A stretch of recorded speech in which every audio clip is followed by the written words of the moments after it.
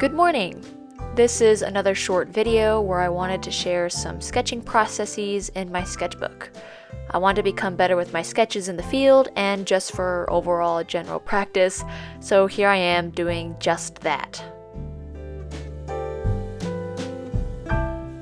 This first sketch is a white-crowned night heron.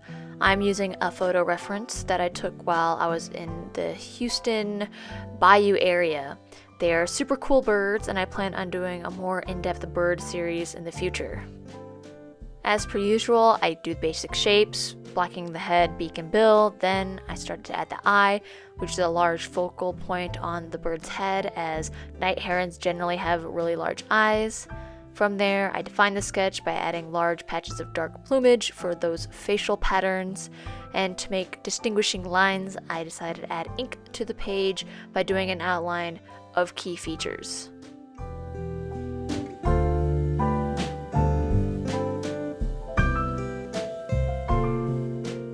This next photo reference is one that my dad took while at the same bayou from earlier.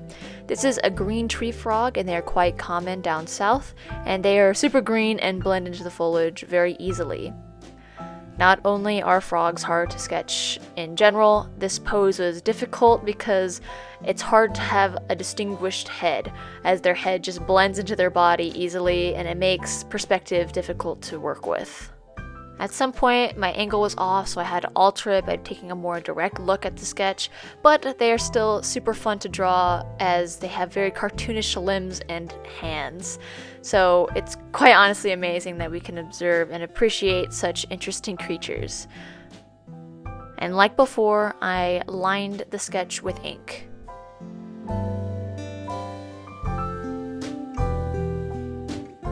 The last sketch is of a black-tailed jackrabbit. This rabbit was really close, and I was able to get a good photo. They are certainly very big compared to regular rabbits. Once again, I blocked in the shapes of the head. This time I was using the lines from the photo to help distinguish where to draw those lines on the actual sketch itself, where I then started to add more detail like the fur variation, as well as darkening or enhancing my lines with the pencil. I then lined the sketch with ink. I decided to add more fur texture and variation afterwards, using my reference to see where the fur is lighter or darker.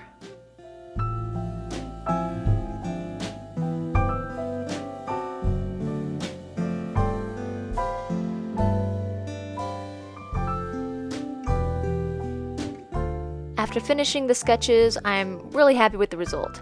I'm happy that I'm able to use technology to my advantage to be able to sketch these animals, even though it has been months since I have seen them last. There are some anatomical issues that have happened, but it is a good reminder to get those basic shapes looking correct before adding any detail.